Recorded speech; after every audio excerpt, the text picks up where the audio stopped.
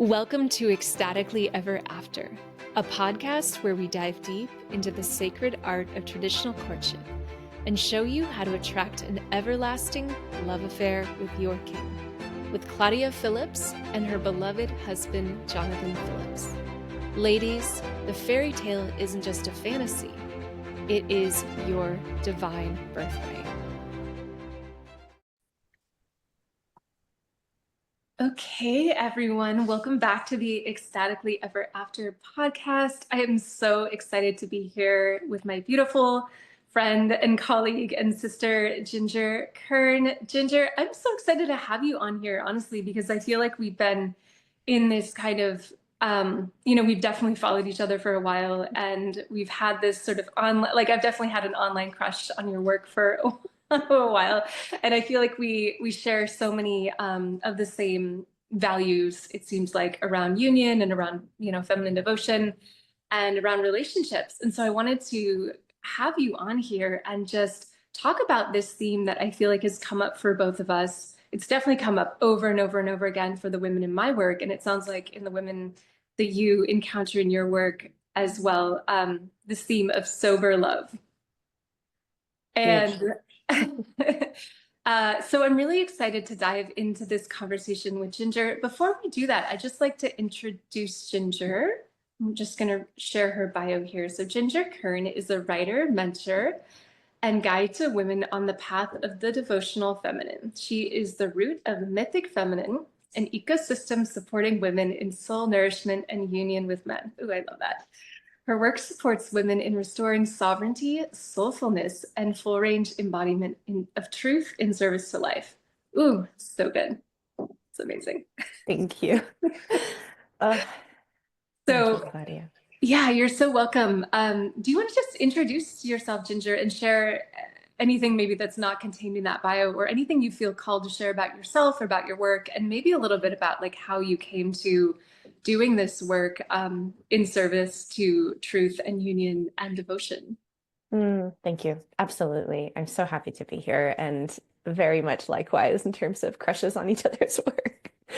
I always find myself commenting on Claudia's Facebook posts for those of you listening. And yeah, if you haven't like really checked out her, what I would call her bangers, like these like very short, very punchy quips and clips. I just love them. So I'm very happy to be here. I think we're going to have a really fruitful conversation together. And I hope it serves. I hope it serves your women. Yeah.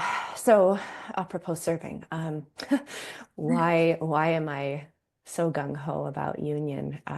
Genuinely, like the force on this planet for redemption, for transmutation, for love, like the love force, it all comes inside of union, and specifically covenanted union. So I think we can make that distinction as well here. That's important, which, just to be very transparent, I am not yet under covenanted union, and I am holding that reality with my beloved Shane, and we are both very much aligned towards that as a, not an end point, but certainly a beginning point for the rest.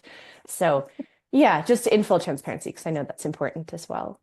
But really, I'm so glad to be here. My work is, very tangential to yours and to the point of this conversation today. A lot of the times I see women who are myself included, big feelers, right? We're big feelers. We're very sensitive, very intuitive.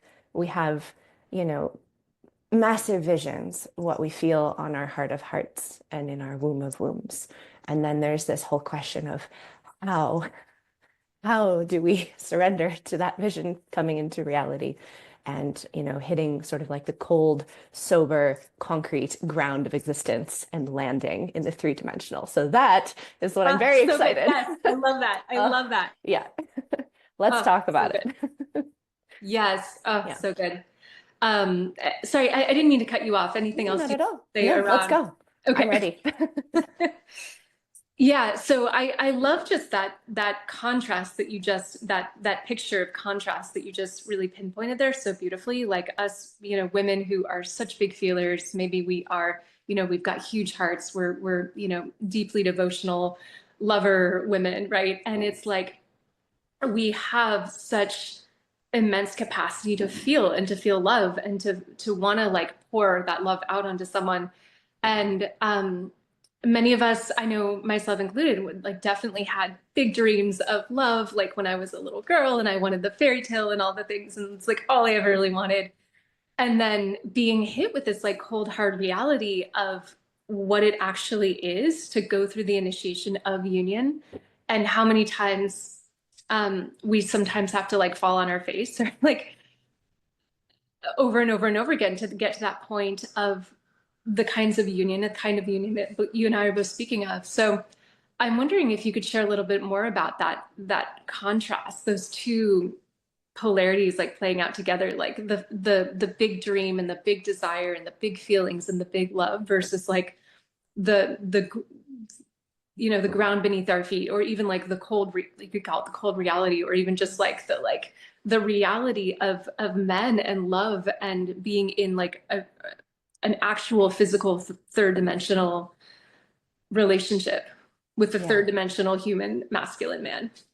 Yeah, with like a real human, like a mortal man with like not God, Yes, a yes, yes, yes. person. Definitely. Yeah, and I feel like I first have to speak to almost like the paradoxical complements of man and woman, right?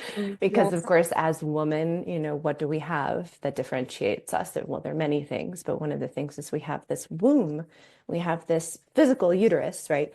Then we have like the womb and the womb space that really supports us in having access to so much multidimensionality and just gorgeous insights, beautiful intuitive wisdom that just can stream through our bodies if we're in our bodies. That's a big Yeah. if these days, but still, that's what we're in service of to women as well. It's like landing in our bodies, and really being able to be sensitive and discerning through that as well. But with that access point to the womb and to the heart and how big we feel, of course, we're going to have access to everything that transcends this plane of existence. Like we're probably a little bit more mystically inclined. We're probably, going to have some sort of godly practice or devotional spiritual practice that is incredibly important to us. And we're happy to remain in those realms. We're so happy there because it's like, it's limitless. The feminine always wants more and more and more. And there's so much spaciousness there. And love, and it's so pleasant for us, right? And so, in complement to that, right, men don't have a womb, first of all, and they're very attached to and let's say sort of beholden to the concrete three-dimensional rules of this plane of existence of reality, in part because they are biologically, if they want to carry their legacy through time, they have to be able to provide something to essentially, yeah, prove their worth, biologically speaking, for us to receive their seed and steward their legacy from a biological perspective. So by that very like law of their own desire to continue their legacy through us, they have to be able to provide in the three-dimensional, in the material. So they're very concerned with the material. They're very, very bent on mastering the material. And of course, they also have their own spirit, their own, yeah, like anima that wants to animate through reality and carry their vision into the world, their purpose, their drive, their career, their whatever it is that they're building on their chosen battlefield, right? So it's like by contrast and complementary design, thank God, right? Like they're super concerned with sober reality because the laws of cause and effect apply to everything that they build. And then for us as women, the more we're connected to our wombs, the more we're connected to our hearts and to God and to the divine, the less the linear world, quote unquote, feels real to us. And so it's this like strange paradox that both things are true at the same time. And we're sort of constantly trying to reconcile like with these highly masculine, concrete, linear beings, right? And that can be so challenging for us. Because sometimes, myself included, right? It's more pleasant to live in sort of that expanded, transcendental view of reality. So Mhm. yeah, that's a Oh, little primer on the whole oh space. my gosh, that was so amazing. I feel like you just took me on a little journey there, like Oh, good. to like Mars and Venus and like, yeah, Right. So yeah. real. And it's really interesting too, because often I feel like we pit these things against one another, like the 3D realm and like being a master of the material realm and having to like execute in a linear fashion, which is what men, historically and, biologically are wired to do. And for us as women to be more in this like mystical realm of our hearts and our wombs, and just like that's more where we live is this deep dimension of romance and beauty and eros and expansion and and these two things can feel at odds with one another, but I think you just pointed to this so well. It's like there's a divine intelligence, there's like a design to that as well. I'm wondering how you feel like these things work in unison, or they work in tandem, or they work in union versus being like, you could obviously see that and be like, oh, they're at odds with one another. Like, how do we reconcile these irreconcilable traits in men and women? But how would you say maybe these things can actually come together to really create something even greater than the sum of its individual parts? Yeah, it's kind of a leading question, but I'll take it. You know what I mean? Like it does create something greater than the sum of Right. their parts. No, I feel like every time I feel into this question, what comes through is just my own life experience, which of course is going to be very sort of singular, and probably the way that I run this template is different from how many of your listeners will run it. So whenever I speak, I always try to say, like, even if I'm speaking with conviction, don't take it as like the word of law. Gospel, Like, right? please, just discern for yourself if you're listening to us speak here. Like, obviously, we are taking up this space, and this is not going to apply to everyone, but like, feel it for yourself, run it through your own body, through your own lens of experience, right? So, in my sense of things now, where I am at with my life and with my union, as it's growing, as it's deepening, the magic, and I really want to use that word because it's just like I can't conceive of how this would be possible if I had tried to plan it from my mind, you know, like the magic of what happens, what opens up by way of real opportunities. Speaking of legacy, speaking of life force and animating all that we're meant to animate as souls in these bodies in this lifetime, like here and now on this planet. Like, I know I'm speaking lofty again, but reality, brass tacks is if I'm intuitively led, if I am in submission to God's will, right?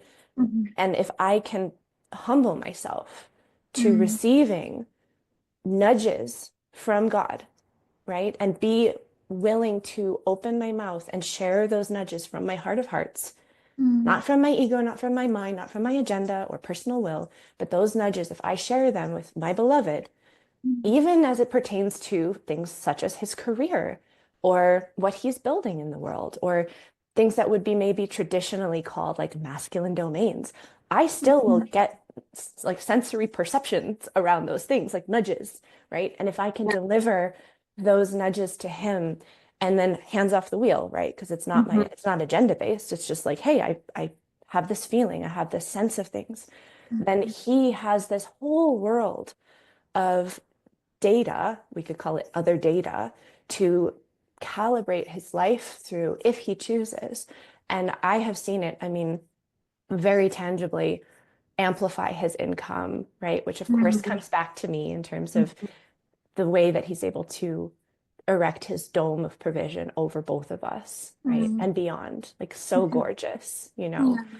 So there's this generative cycle that does flow both ways that I believe anyway is only possible when we are firmly rooted in some complementary aspects. And I also want to give the caveat before people are like, oh my God, she's being so dogmatic about this. It's like, well, of course, I also, personally speaking, my desire is to have mastery in my own range of expression, which Yeah. includes the linear as well. So Mhm. I imagine we're similar in this regard. It's like we're very structured. We're very intelligent, analytical. We love our minds, love our intellects, right? There's no, like there's no part that's exiled. But I know that, it's the marriage of those two things inside of me, my intellect and my intuition, that Mhm. can benefit him and benefit us most. Mhm. And, vice versa.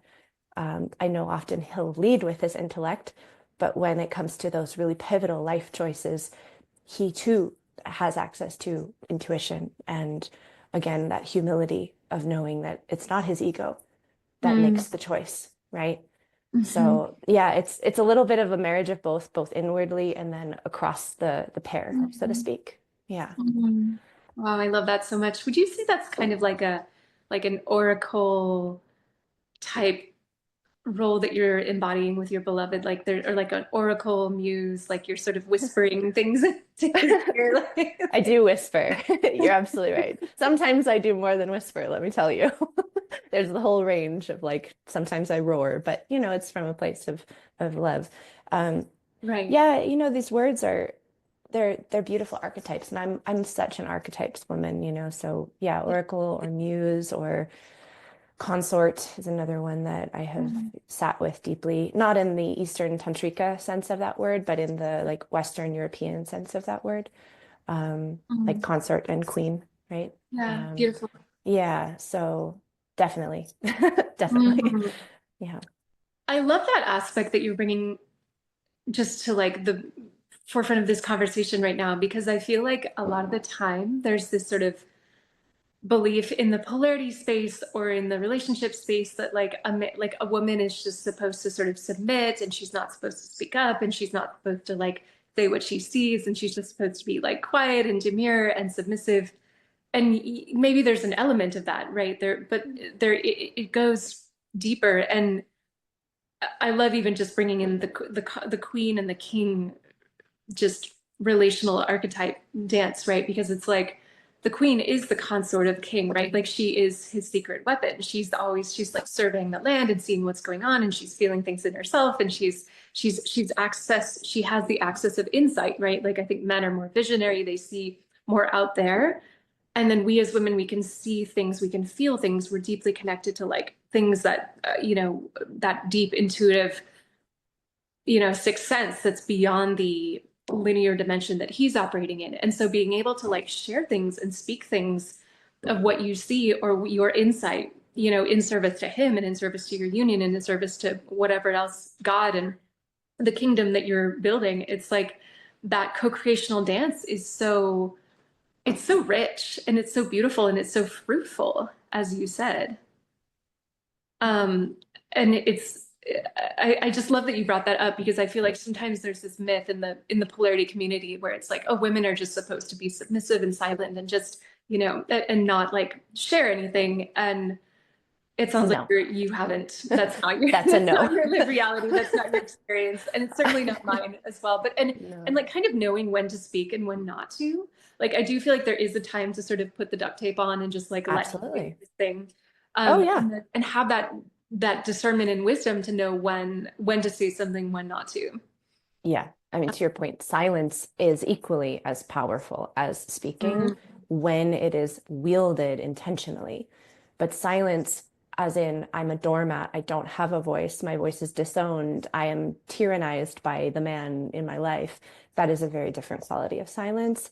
And I do not stand for that. That's a no for me. uh, Um, but silence in the sense of, I know, as to your point of discernment, I know when it behooves me to create spaciousness for example, for Shane to feel through something himself, or for the space, like let's say I'm sure you've done this with Jonathan, where you share something that's on your heart and then you zip it because it's like he's got to actually have space and time and silence to receive that and yeah.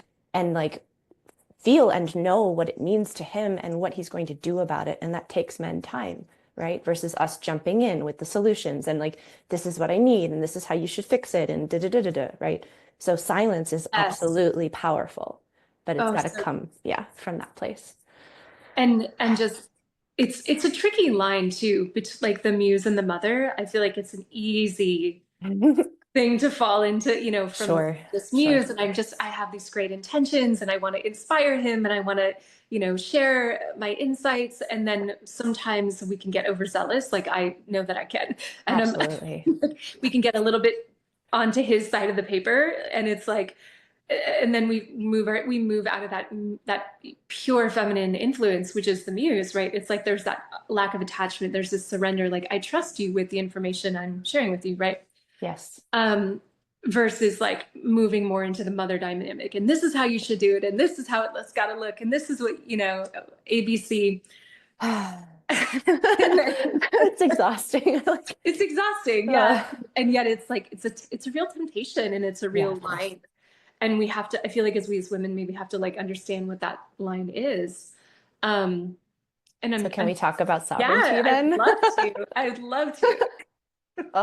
Okay. So, and this will probably dovetail nicely into the conversation that led to this podcast in the first place around, emotional sobriety, but sovereignty, right? Sovereignty. So I don't mean hyper independent. Like I say the word sovereignty and sometimes people misinterpret me. And I just want to be clear. I'm not talking about hyper independence where we don't need him and he doesn't need us. Of course we need each other, but rather that we acknowledge that I am whole and complete unto myself as a sovereign being, as a soul in this human body, like here we are, like our what remains after we die is our soul. Like it's a sovereign thing in this dimension, right? And he is sovereign. He is a sovereign being with his own hopes and dreams and wants and needs and desires and preferences and visions, to your point earlier, right?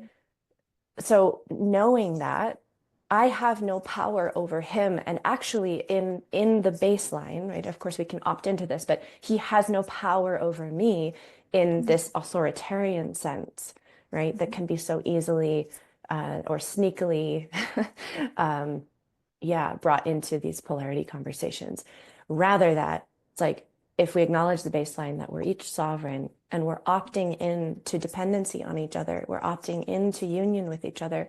We are, especially under covenant, two becoming one. We start as sovereign first. Otherwise, there would be no potential for union. What would we, if we weren't already sovereign, like what would we be uniting? Do you know what I mean? It's like, there's just some logic in that. Yeah, Um, yeah. right? So if we acknowledge that he's sovereign, then like we don't have, if we're offering something that we feel is on our hearts, we have no control over how that will land in his experience. But we do have, agency with how we share it, how we communicate it, the timing, right? Is it rightful timing to share whatever it is that's on our hearts? Could we perhaps ask that of him, may I share this with you? Is this a good time to share this with you, my love? Right? All of these just their baseline respect for anyone that we would deem as like a sovereign being that we admire or love or respect. How do we treat each other? It's like very simple. So, there's that piece. And then I feel like when, getting into these deeper tones of kind of those trickier, non-doormat type communications, right? Like when, you or I as a woman are feeling something fiery in our belly and it's not coming from ego or agenda, but it's really important that we open the channel of our voice and say that. Like I'm trying to kind of like agitate your listeners' fields here because I feel like this texture or tone of the feminine range is not so much talked about. Love to hear more This about this. that Yeah, yeah yeah, okay yeah. so um we think, right, or we're taught and sometimes socialized for many reasons that like the demure, the meek, the soft, the surrendered in this like flowy, flowery way is like the ideal tone of femininity. But it's also it's incomplete if we Mm, don't have access to the fire of our heart. Like how many times do we see the image of the Sacred Heart on fire, in flames, right? Like flaming with truth, or like with the sword of truth penetrating the heart. It's like that is not a meek, demure, soft, quiet type of energy. And yet yeah. it communicates truth and it communicates love. And it's Mm, almost like that the force of the lion through the heart. And mm, speaking of archetypes, kind of bringing in some energies here. That women can I feel anyway, tap into to bring more of the truth of their experience, more of the truth of their non-selfish desires, like non-egoic mm, desires, like desires that actually generate something for the union. So look, if you want to be a wife, if you desire to have children, if you're in courtship and you have these needs and desires, are you bringing them forth? Or are you simply waiting for life to like deal you cards, right? That would be sort of the quote unquote submissive or mm, meek version, that it totally negates your sovereignty as a creational being. That doesn't make sense to me. And so I do a lot of speaking and, soapbox talking to sort of like stir the pot and get women like situated back in the channel of their voice and in like the felt sense of their own desires that are creational desires. Mm, so Yeah. good. Yeah. Oof, oof, oof, oof, oof. I love everything you're saying. Yeah. Feeling Thank so you. much activation in my body. Yeah. Good. Yay. Tell me more. Uh, yeah, I mean, I would love to hear, and we'll definitely weave it back around to the sober love Yeah. conversation. But I just feel like we're opening up all these like beautiful portals that I don't want to. I feel like there's so much gold I don't want to miss. So, Yeah. yeah, there's a woman's desires and her voice and her connection to her womb and her sovereignty in co-creation with the masculine. I'm wondering if you could just share a little bit more about that, those pieces, and how like they all connect. Like, like there's the co-creation piece, right? She's not just a doormat, she's not just a follower, she's not just a just sort of a yes, dear, I'm going to go with whatever you want, right? There is an active role that the feminine plays, that is co-creative, and it comes, in my experience, from like desire, right? It comes from Yeah. that heart's desire, that desire that we feel in our bodies and our wombs are like Yeah. our yes, like, oh my gosh, I want this, right?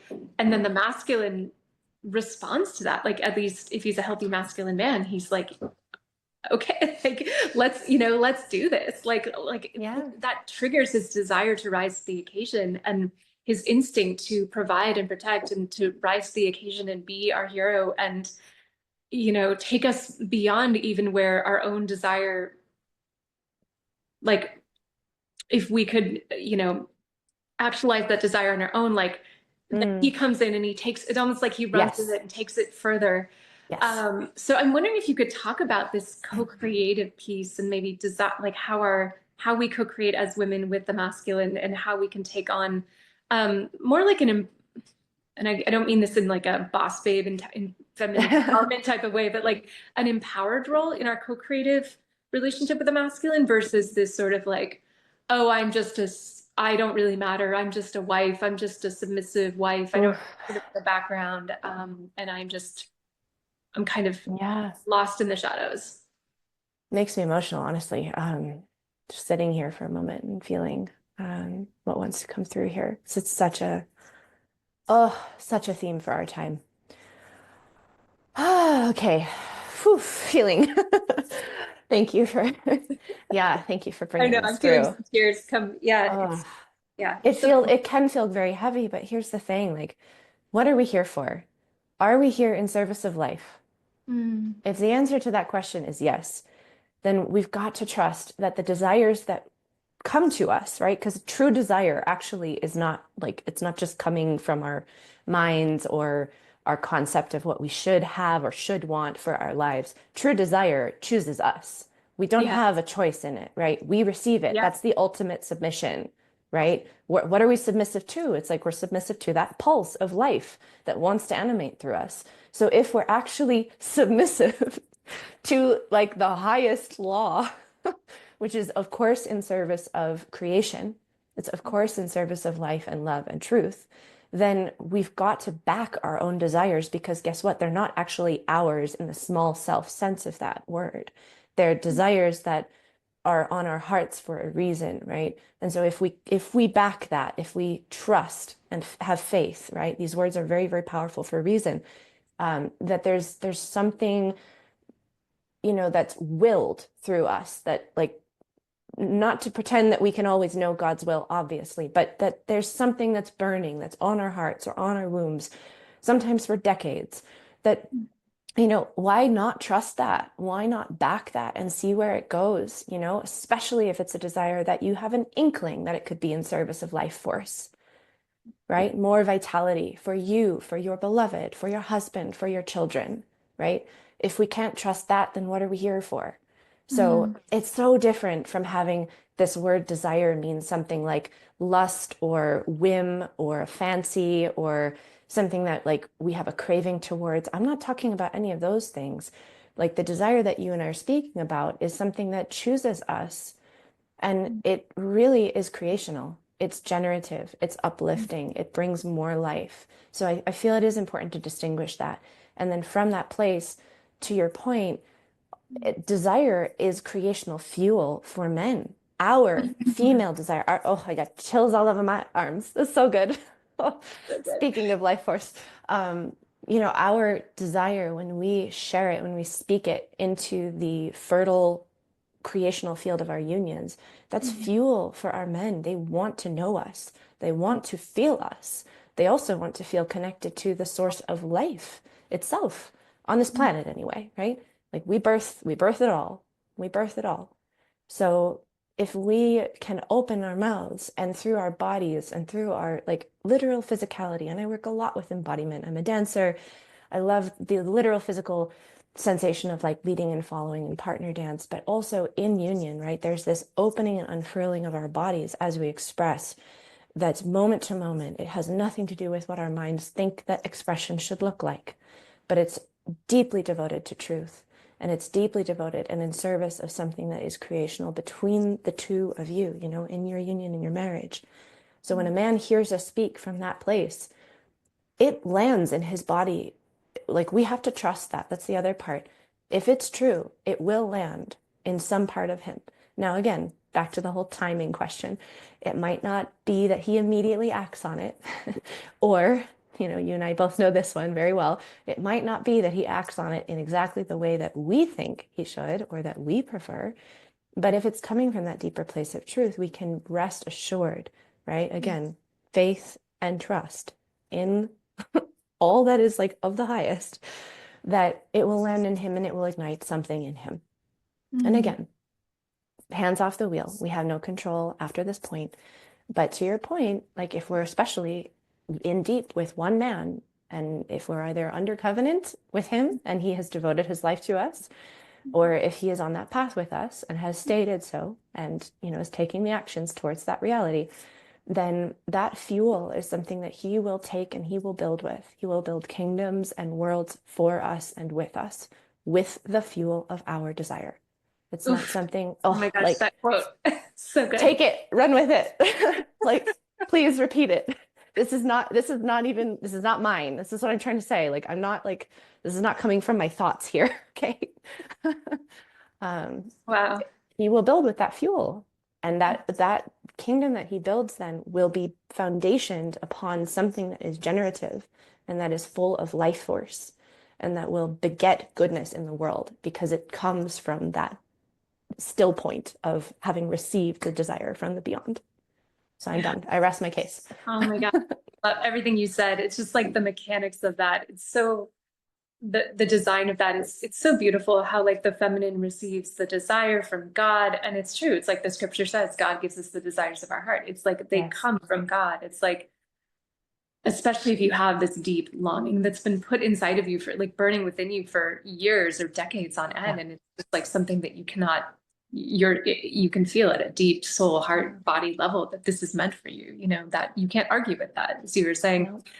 But then being able to express that as that like co-creative fuel that the masculine can take and build an empire with, build a kingdom with. It's like, and being the inspiration for that and being the fuel and the fire that triggers his desire to build,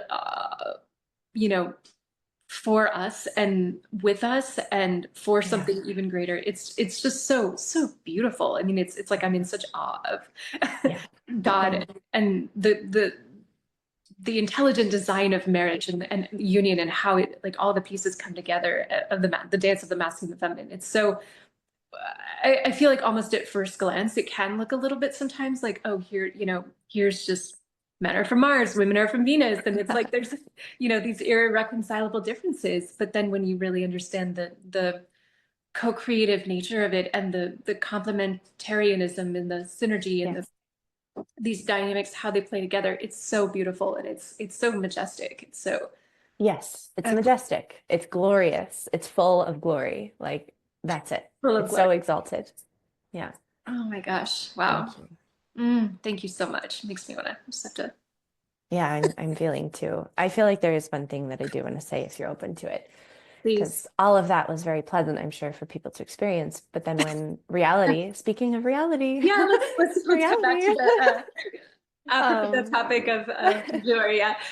yes, we will wipe away our tears, and like come back to earth for a second here. The reality is like it feels very sensational for us as women to be so exposed, to have a vulnerable heart's desire, and then to open ourselves to share that. It's Mm, frightening. It's frightening to be so seen in our own exposure. It's incredibly vulnerable. And that is the place where the brass tacks of our bodies, our nervous systems come into play. Because if we have this like little body, right? Like this little body vessel that's carrying us around the world, it's so beautiful, it's wonderful, right? And this body has a nervous system. And the nervous system tells us like when we're safe and when we're not safe, AKA like when we can open and when we can close, when we should close to protect ourselves.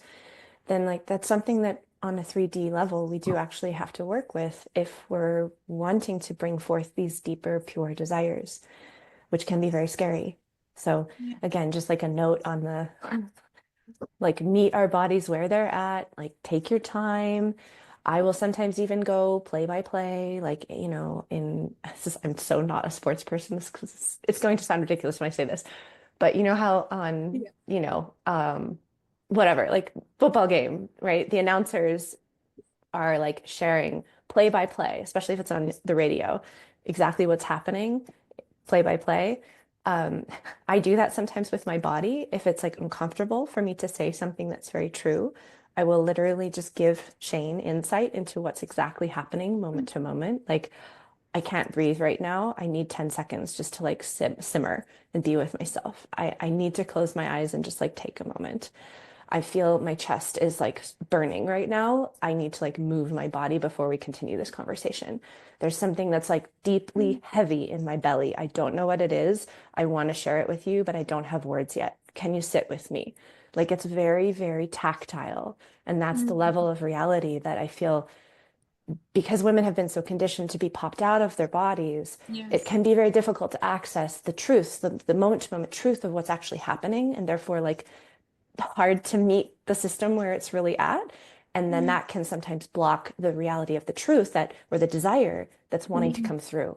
So I think Mhm. a lot of this, as an invitation for your women Mhm. and the women who are listening, maybe from my world as well, is like if we can slow it down Mhm. to the true pace of our vessels, to the true Mhm. pace of our bodies, and bear the vulnerability of exposing what's actually happening for us. And of course, this is very challenging if we grew up in households that had us be very dissociated from our bodies or told us that our signals didn't matter. So there's a whole repair process that's behind all of this, but it's in service of that truth being able to come through over and over again. So yeah, Mhm. exposure, vulnerability, all part of the journey, not just the lofty stuff too. Oh yeah, I love that you brought that piece in because it's true. I mean, our desires are like, especially if they come from God, especially if they're living deep inside of our hearts, inside of our like they've been living inside of us. It's like a baby that you're carrying around with you in your at your breast or something like that. It's like this like vulnerable, tender little thing that you're like nourishing. And if oh my gosh, if I expose this thing to the elements, like is it gonna be Yeah, eaten by the big bad wolf? yeah. My man, is he gonna, is he gonna shoot it down? Is he going to? So there is that risk too. There is that, um, and as with love and with marriage and with union, there's always a risk, right? And there's again bringing it back down to reality, bringing it back down from the sort of, the Fairy tale yeah dimension. fairy tale exalted dimensions. Like there is this Yeah. like deep, exquisite risk that I feel like we have to. There is this putting our hearts on the line, putting our desires on the line, putting Yes. ourselves on the line, putting our whole, ego on the line. I mean, everything on the line. And that's why I do feel like sacred union is such an initiation because it requires us to be like on our knees, like putting everything on the line for love and for God and for union and for truth. And it's like there is this just deep death and descent that is it demands of us. And it sounds like I'm sure Yeah, you've experienced that. I continue to many times. experience that every single day. I don't think it ever ends. It I doesn't. feel like there's just new layers that are levels that are unlocked all the time. But yeah, it's so beautiful, Ginger. I'm wondering if you could share a little bit more. And just going back to our original topic, is this like this, and it's not all bad. And I like how we frame Right. it that way because it is a superpower of the feminine, like to be in these fairy tale realms, right? And there's a difference between the fairy tale and the fantasy. Yep. And I'm curious, how can we enter into union with a real life human masculine male man who might be a little bit more in the third dimension, who might be doing things in a more linear way, who might be doing things in a way that very different than us. How can we enter into that union really from like the very beginning? I want to talk about like the very beginning of like courtship and this early stages of getting to know someone and the tendency that we have to go into fantasy and you know it's easy after a first date to start fantasizing about what your wedding is going to be like and what your babies are going to look like and all the things, right? I'm wondering how women can specifically maintain this beauty of their, this dimension that they exist in. They don't have to like kill that part of themselves. They don't have to, Right. divorce themselves from that part of themselves while still being able to like have their feet on the ground and like really stay connected to like the reality, the third dimensional reality of what he's doing and what his actions are showing you and what his feet like are telling you about who he is versus the stories and the fantasies and the ideas that you might be projecting onto him. Like this is the Totally. sober love that like I want to like Sober. get so real about. Like Let's because do it. especially in those early stages, that's when like we can get hijacked by the chemical love cocktail. That's just like we get disassociated and we that's not a bad thing. That's a beautiful thing. Like the new love feelings. We love them, right? Totally. But how do we keep our feet on the ground even when we're having the new love feelings? Hmm. Yeah, it's such a tender conversation, isn't it? It's like, It's so tender. it's so tender because it's like, but we long, we yearn. It's like and right there, the yearning is right there in the picture. Uh, well, there's so many doors in, and yeah, I feel like I'll just take a second to try to define sobriety in the way that I relate to it here, because I Please. feel Yes. like, Yes. that's a whole word and a world behind that word too. Yeah. Sure. So obviously, we have the word sober as it pertains to substances, external substances like alcohol or drugs or sex or whatever, right? Sure. Video games. And of course the feeling that goes with lack of sobriety is one that can be very, very high sensation, but there's typically like a peak and then a very sudden, distinct drop. And it's Mm. that sudden and distinct drop that, to be honest, if we take that picture and like copy paste it over onto like love and courtship, there Mhm. are a lot of women, myself included in the past, who, really are hooked into a dimension of non-sober love where Yeah. we're gunning for those peaks. We're wanting those high sensations. It's almost like pumping the sensation, wanting that peak experience. And we're going into the territory of like, I'm going to put on a hat that probably makes me sound like I'm somewhat chiding people, but I'm really not. Um, Try to live. yeah, chide away, she says. Yeah.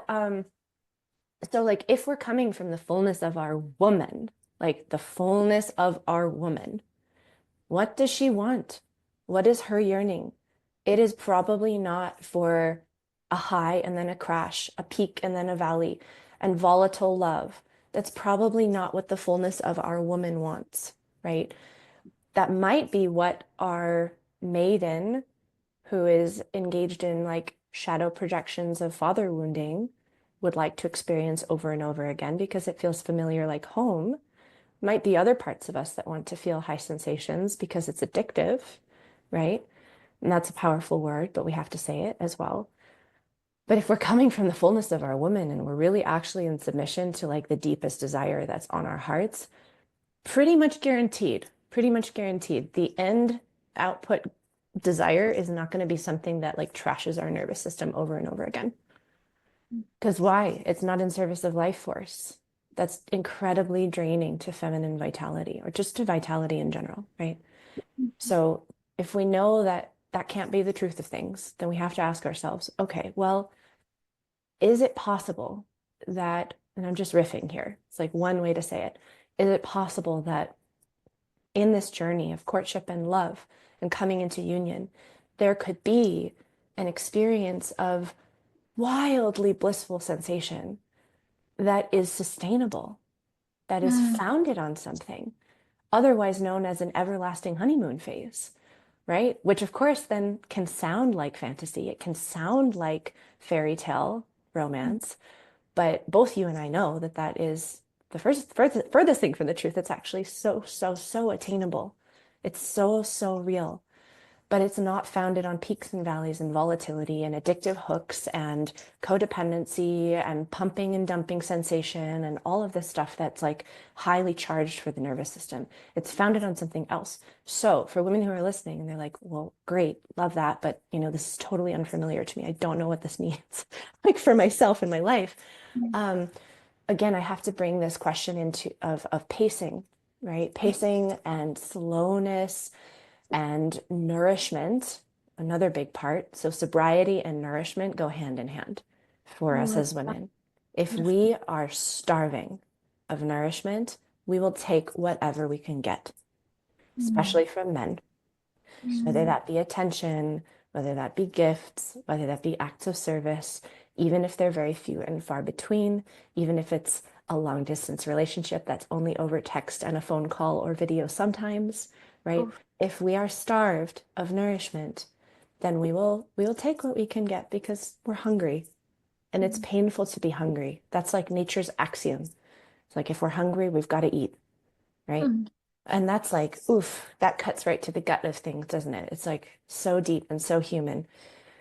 And so what do we know then? It's like if we're undernourished as women, then like it is our prerogative to somehow, some way Mm. begin to either nourish ourselves in the ways that we already know how, and that does take some element of maturity, um, or really in an ideal world, start to open ourselves or seek out or raise the flag and say like, hello, friends, girlfriends, spiritual community, like mentors, people around me that love me, family, etc. Like I have realized something about myself. I am needing things that I'm not getting right now in my life in order to be even at a baseline of nourishment. So what does that mean for most women? It means actually tending to our bodies, actually eating enough food. Most women don't get enough protein, for example, right? Like, basics, tracking our cycles if we're cycling women, right? Having friendships that nourish us, meaning also letting go of friendships that don't. So Yeah. very basic things that are, it's, of course, we want to talk about courtship, but then like, what are we coming to courtship with? Are we coming from starvation or are we coming from some state of baseline nourishment, otherwise known as fullness or satiation?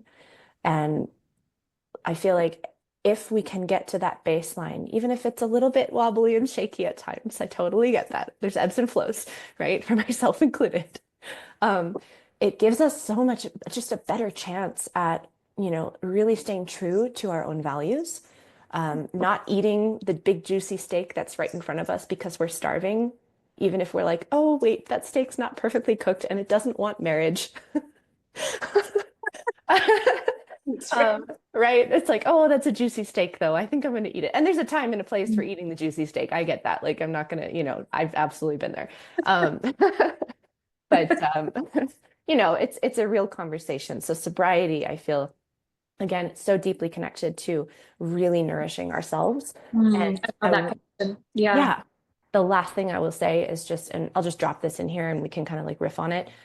There's a big difference between organic nourishment and synthetic nourishment, right? Mm. You can feel it in your body. If you're in your body, you can feel that difference. Like organic nourishment synthetic nourishment? Which one will leave you satiated? Like, Mm. we know the difference, but do we give it to ourselves? This is where, again, from the fullness of our woman, how are we treating ourselves? What are we doing with our lives? So anyway, this is where I get off the soapbox of chiding and No, I like, love it. yeah, I think a little chiding can go. a I'm long up for way. a little, yeah, a little like prodding people can go well, like go well sometimes. Yeah. So many things that you said there were so beautiful, and this, I just love the connection that you made between sobriety and nourishment because if we're not feeling fed, if we're not feeling full, if we're not at that baseline of satiation, as you said, we're going to choose, like, we're not going to choose well. We're going to choose the big juicy steak that's, doesn't want marriage, or like The the piece crumbs, of king cake that's going to spike your blood sugar or whatever. It's exactly. like, yeah, it's the crumbs. Exactly. And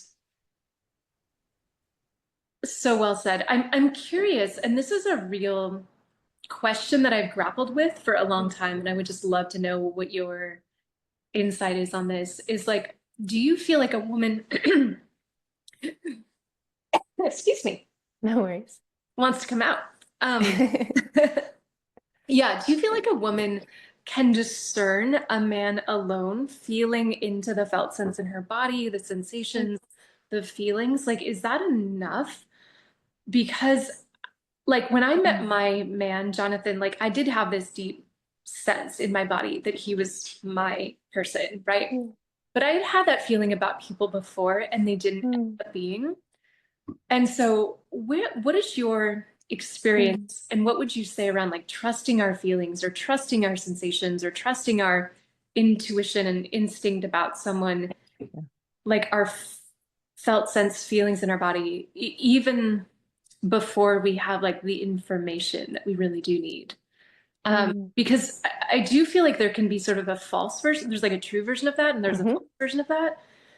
And I definitely had like, experiences where I met somebody who was like, oh my gosh, this person's my twin flame. And like, and, I'll crash and burn Sure. within a couple months, right? Yeah. And in service to the women who've had that experiences, those types of experiences, or want to maybe avoid those types of experiences in the future, what would you say around using our somatic intelligence as a tool of discernment? Yeah, totally get where you're coming from and where you're sort of like aiming us. Yeah, I like want to broaden something here a little bit where it feels important to note that, the experiences that God wills for us are the experiences that God wills for us, in the sense that all of us have lessons to learn. So we will sometimes choose things that feel like they're for us, but we misinterpret the fact that they're for us to mean that this is our person. It's like when it's actually just a lesson that we need to learn and confront and sort of be initiated by. So I think there's just a distinction there first as well. It's not that we Yeah. can avoid something that is a lesson that we have to learn on the path towards Sure. union, right? Yeah, Right. I guess it's more the question of like if it's a pattern, if it's like, oh, I Absolutely. keep doing that. Yeah. How can I perhaps Sure. shift this pattern or maybe make wiser Yeah. decisions in the future? If this is a lesson that Right. maybe I don't want to keep learning over and over again. Totally. For sure. Yeah, we definitely like we're either looping or we're learning. And when we're looping, Yes. we're usually kind of looping and suffering, like not so fun. Yeah, so to your point, first of all, if we're reliant on somatics alone, we're probably missing part of the puzzle because we're not just precognitive mammals. Like we are mammals, we are animals. We should acknowledge that, definitely. But we also have these massive prefrontal cortexes Yeah. that sort of differentiate us from every other species. So, like, there is that as well. We're going to bring that into the picture in just a moment. But the thing is, like, when we have these big feelings again, or if we're just trusting our body, if we're just trusting our feelings, right? Yes. Obviously, it's a huge, huge data pool to like feel and parse. But again, if we're not sober, if we're not lucid, then those feelings cannot be trusted. If we are not sober, or if we are in starvation, or, God forbid, we have been sort of templated with really terrible things in our past around like abuse from men, or, just really distorted, inverted dynamics, we can't trust ourselves yet. That doesn't mean that there isn't something deep down that we can trust. Of course there is. Of course there is. But there are some layers on top of that that I think a lot of women can sometimes get very tangled in, to your point. And those layers, the tangly ones, will have them looping over and over in the same thing. And that just causes suffering for their bodies as well as their hearts.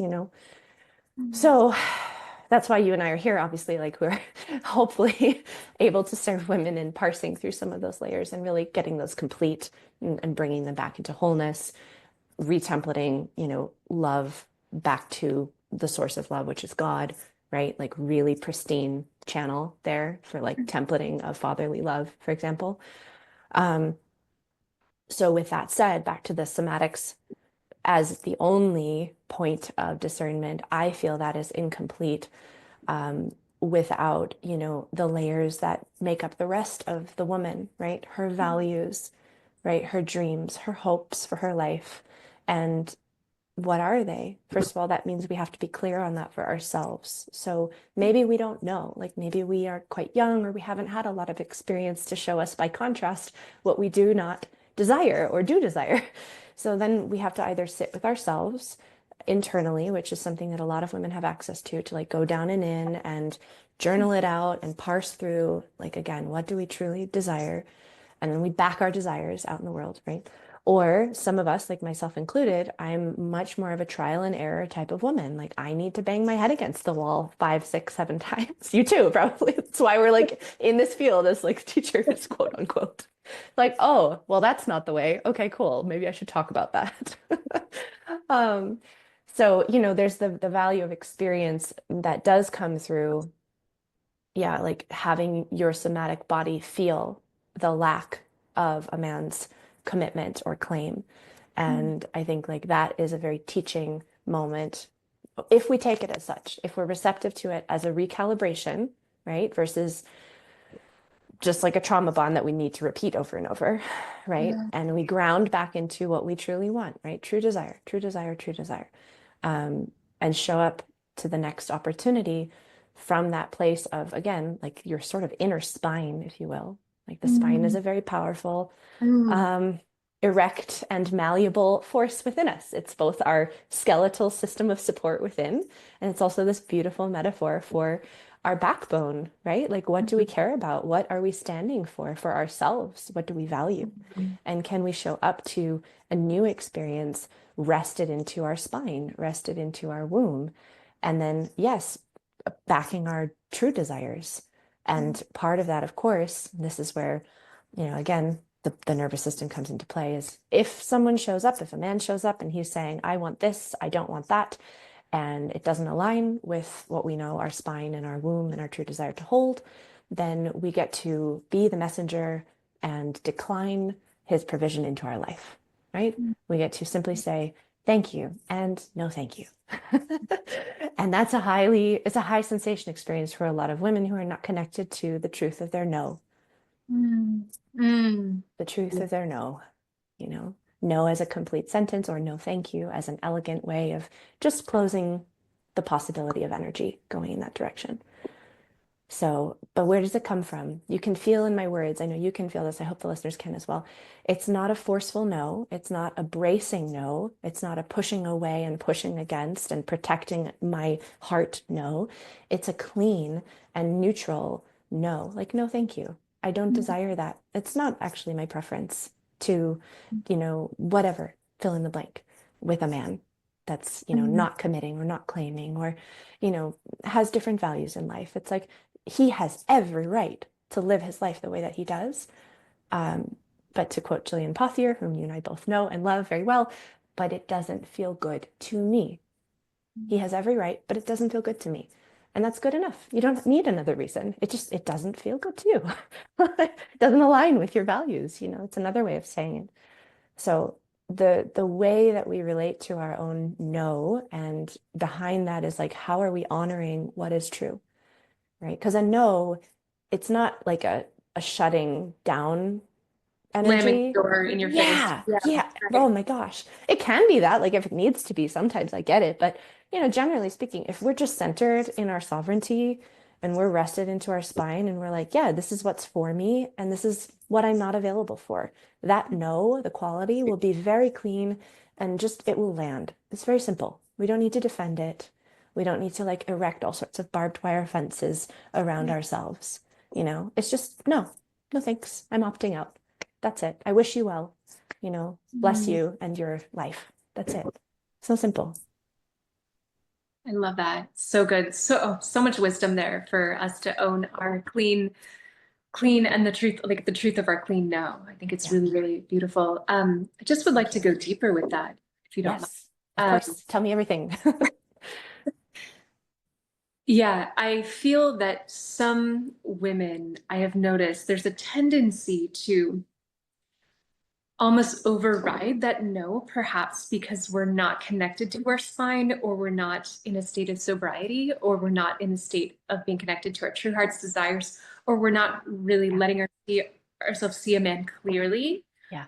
And so we say yes, and we say yes, and we say yes. And maybe we're in sort of a people pleasing pattern, right? Mm, Yes, yes, yes. yeah. And then at a certain point, it's like we have this wake up call where it's like, God and this man forced us to get sober. It's like sobriety, not by choice, but sobriety by life, like shocking us into like an anvil falling on our heads, you know? Totally. And then it's like from that space, we crash and burn and love. And yeah, and maybe some of us need to have those experiences, right? To like be able to learn from it and be able to Yeah. be like the value of that contrast. Absolutely. But it's interesting. What I've noticed is sometimes we're so in our yes as women, and I think that is sort of a condition for us to be just sort Mm, of like a say yes. Like we want to be nice. We want to be nice girls, mm. please people, get into that fawning response, right? And Ah, then we will often realize what we've said yes to. We'll have this sort of moment wake up call of like, oh my gosh, I've said yes to this thing. And then we'll be this like, no, this hell no, this I'm going to erect this impenetrable wall around me. I'm going to slam the door in your face. I'm going to, you know, go into my cave for the next 10 years. I'm going to like write off all men and write off marriage and union and all these things. And it's sort of this like, it's this really interesting thing of like I see like being very open mhm, without, and then like mhm, this sort of mhm. like this um this like wide dilation without discernment, and then it's like Yes. and then this like closure or Shutting, comes from collapse. like rupture. Yeah, Yeah. I'm curious if you've seen Mm. that pattern. And Yeah, of course. like of Of course you have, course. I'm sure. In myself too. I want to be clear. I include Oh yeah, myself. you Yeah. too, for Full sure. on. Yeah, because it's like, okay, again, it comes back to, for me anyway, the way that I see it is it comes back to sensitivity, to your point about sometimes we actually need, if we're not sensitive, if we're not like, yeah, if we're not actually listening, sometimes God will drop that anvil on our heads to get us to pay attention. So the job here is like, how sensitive can we become to that little voice that's saying, "Ooh, that's not quite right," actually. Like, "Ooh, that doesn't, that's not his actions and his words are not aligning." You know, how sensitive can we become to the point where we not only can listen to the whisper, but at that sign of the whisper, we don't necessarily just shut down because, frankly, a lot of the time, men have no idea that they've just wronged us. Maybe they have some idea, but a lot of the time they just don't. And at that whisper level, right? Because there's kind of like the whisper, there's like the slap on the wrist level, there's like the slap across the face level, and then there's like the anvil. And like I would love it for this world if women could be so sensitive to the whisper level. And from Mhm. that place, then give truthful calibration, meaning Mhm. share the truth of their desires at that level of the whisper at the second that they notice it. Knowing that, again, if in the past we've been sort of like a good girl, like, yes, whatever, anything goes, like, or even the cool girl, right? Where it's like, I don't care, like, whatever. Um, again, very desensitized to her own needs, wants, and desires, right? Both of those archetypes, cool girl and good girl. If we can be so sensitive to say, like, actually, wait a second, that whisper was pointing to a need or a desire, and then say, hang on, my love, or, man that I'm just now dating for the first time. Ooh, guess what? newsflash, I just realized something. I like to say this language. It's like, hey, I just noticed something. Can I share it with you? Like when Mm. I said this, I realized I actually didn't mean it. It didn't feel good to me. Or when you said or did X, Y, or Z, I just noticed. Because Yeah. again, if we start it by saying, I noticed, it's like, Hmm. oh, I have this finding that I desire to share with you Mm. in service of further opening with you, if you so choose to take it into account. And of course, then we have to watch, what does he do? Once we share that whisper of a Mm. desire, that whisper of a calibration, does he honor it? Does he take that as an opportunity to, yeah, like meet us in that desire or whisper of calibration? Or does he override it? Because again, then it's Mhm. like, oh, well, we have the data that we need now. He's not listening, when we're coming with these even small nudges and desires and whispers. But first, we have to be able to do Mhm. that for Mhm. ourselves, right? And so this is like a big can of worms to open up. We don't need to go down this rabbit hole, but for a lot of women who say, oh, he's not paying attention to my needs, he's overriding my yes or no, it's like I have to ask them first, be very, very honest with themselves, be honest with yourselves. Are you overriding your own desire? Are you overriding your no or your yes? Because guaranteed, if you don't have clear signal inside of yourself, if you're not honoring those small little nudges, there's absolutely no chance that someone outside of you can either. I shouldn't say absolutely no chance, like that's very extreme, but there's very little chance that someone else who's not in your own head could possibly attune to you if you're not attuning to yourself first. That's just Mhm. simple, simple, energetic mathematics. That's it. Yeah. Yeah, and that's that calibration and that expression and that sharing and that pure expression of your heart's desires coming from that non-attached place. It really is how we discern. It's how we, I don't love the word test a man. Like I hate that Sure. language. I'm sure you do too, but Totally. Yeah. but it is a way that we do discern and like to see whether how he responds to that, right? Right. It's not like, oh, I'm testing you or like whatever, like prove yourself. No, But it's like there is this dynamic of like we're sharing, we're expressing, we're revealing our heart, we're sharing our, we're expressing our heart's desires, and it's like, what is he doing with that information? exactly. Right? Yeah. Is he ignoring it? Is he overriding it? Is he whatever? Is he just disregarding it, or is he taking that as the information that he needs to succeed with us? Exactly. And a healthy man will do that. They will, absolutely. Especially if they're able to in that moment. And I think that's important distinction as well, because a lot of men are totally willing Mm. to calibrate to us, but maybe because of like the business call they have to hop on in 2 minutes, they're not able to calibrate to us in that very same moment. So I think as women, we need to distinguish between, okay, he's willing, but he's not able to in this very moment, or he's not willing, right? Mm. He's not even willing.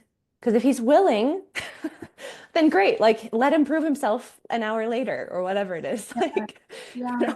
just give him a little grace for 2 seconds, like men don't have to immediately become the villain just because they're not dropping everything and catering to our every whim, you know. So yeah, just 2 cents on that. I loved what you said. That's so resonant for me.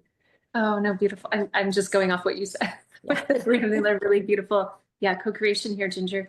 How would you say that women today, in your experience, in your observation, tend to have like standards that are too high for men or standards that are too low? Or Both. is it just sort of depend or both? Yeah. Yeah, both. Oh, it's like tragic to say that, but it's kind of both. It's such a mixed bag, isn't it? Because again, I think standards is another word where like we can have egoic standards, right? I'm gonna just move my Yes. camera a little bit. So like we can have, I surely had this because I was married before. So I had this like sort of mental list of like, oh, okay, these are all the things like on paper that mean that this man is a really beautiful match for me. And, in many regards, he was. And yet, I was disregarding the deeper, deeper, deeper, deeper, like womb heart desires that did live in my body. So I was actually more so paying attention to like the discernment of my mind than like the Interesting. discernment of my body. I was flipped. Whereas I think like some women are flipped the opposite way, where they're not paying attention to the discernment of their values in their mind and they're only paying attention to the discernment through their feelings, which is like very dicey again for the reasons we already talked about. So, ugh, yeah, I feel like standards can come from the mind or they can just be these like deep-seated, like I have to close my eyes for this to like feel it.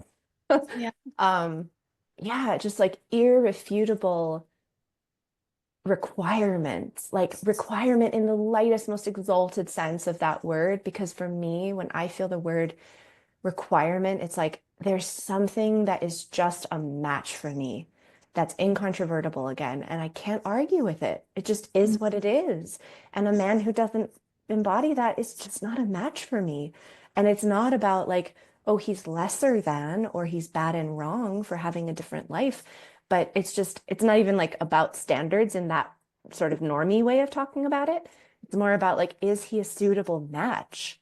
And so I would even almost want to flip the whole, like just blow up the whole model of quote unquote standards, but also obviously with like insert values instead, right? Insert, principles and ideals.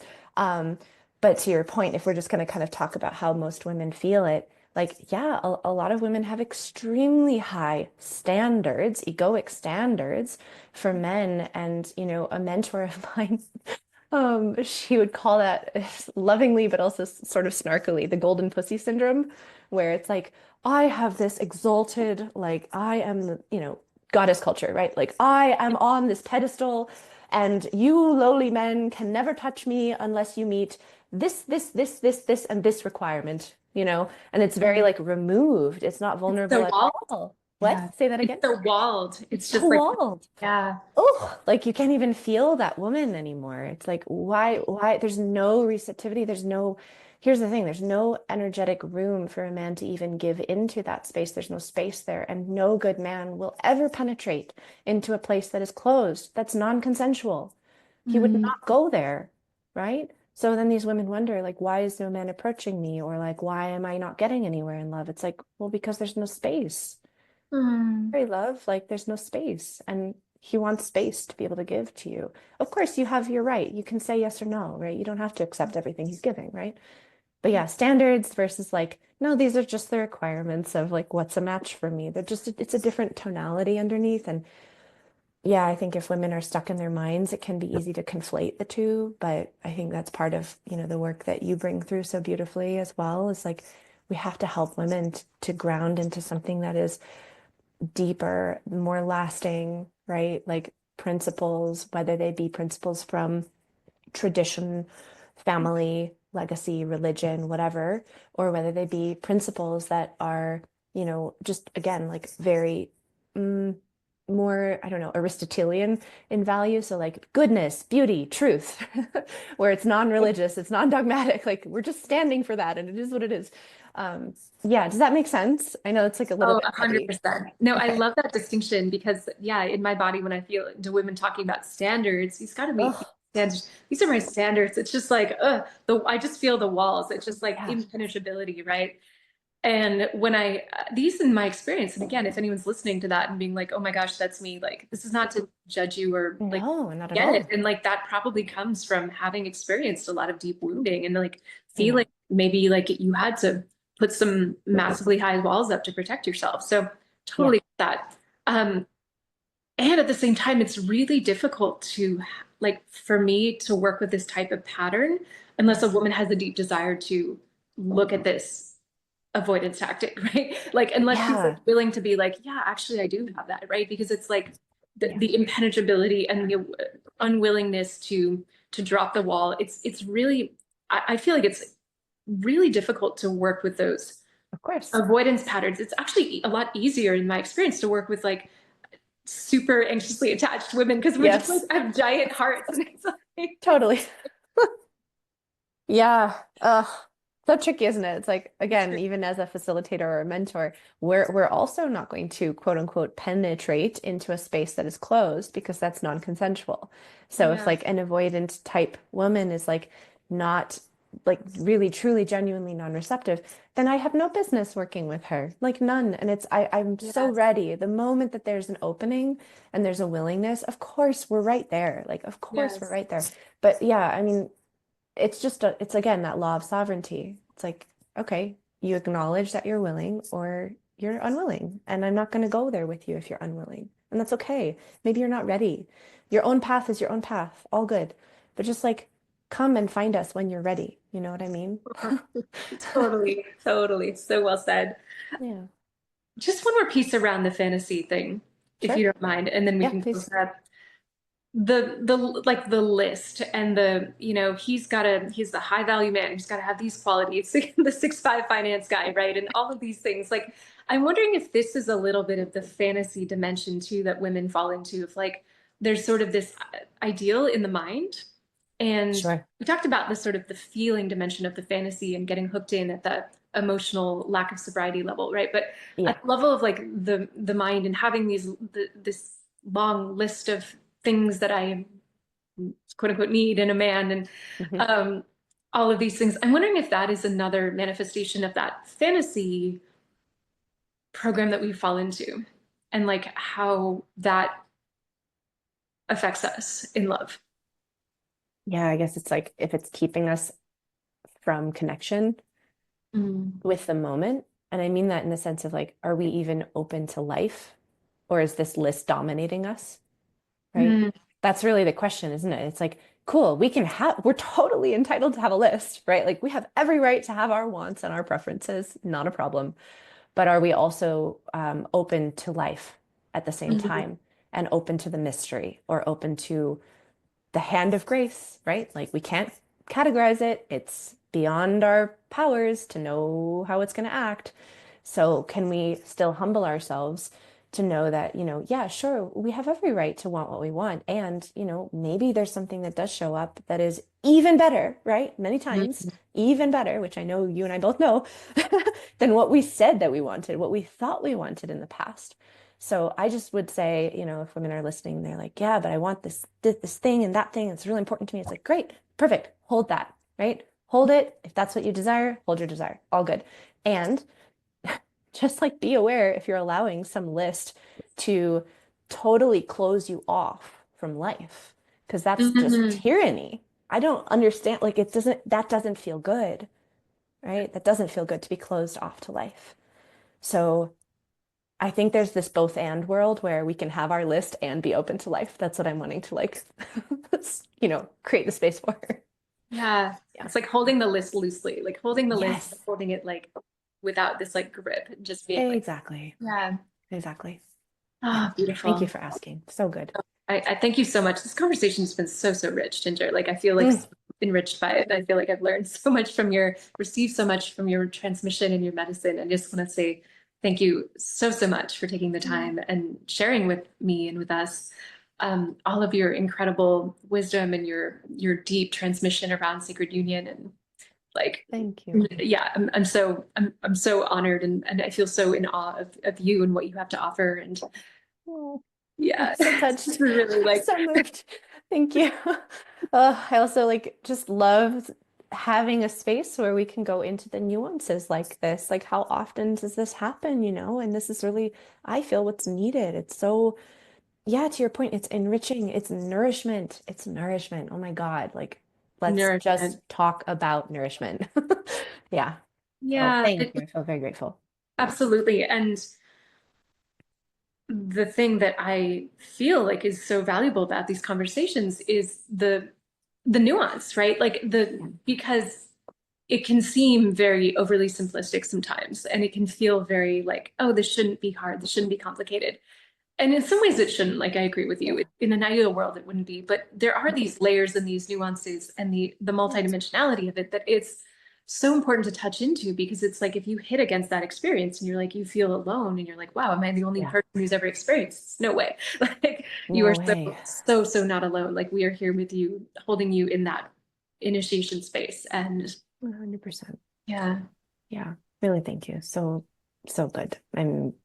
Yeah, I'm just delighted. I would love if people are listening and they're feeling things and having sensations and having thoughts and such, like reach out to one of us, just like tell us about it. Let us know. Don't be Mhm. shy. We're both very, speaking of receptivity, like we're both very receptive um, to your experiences because yeah, we've been kind of like stirring the pot here on a lot of things that are very up in the feminine body and like the feminine psyche. So, this will percolate for listeners. I'm sure and for some ladies, it'll show up in their dreams, right? Like they'll dream about this stuff and then hopefully they can tell us. So, anyway, yeah. Did Oh, I freeze there for a moment or was you that did, you? but you seem to be back, and you only I hope froze I'm for like back.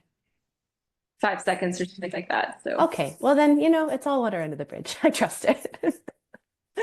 Uh, Ginger, where can people find more about your work? yeah, super easy. It's over on Instagram primarily at mythic.feminine. mythic.feminine.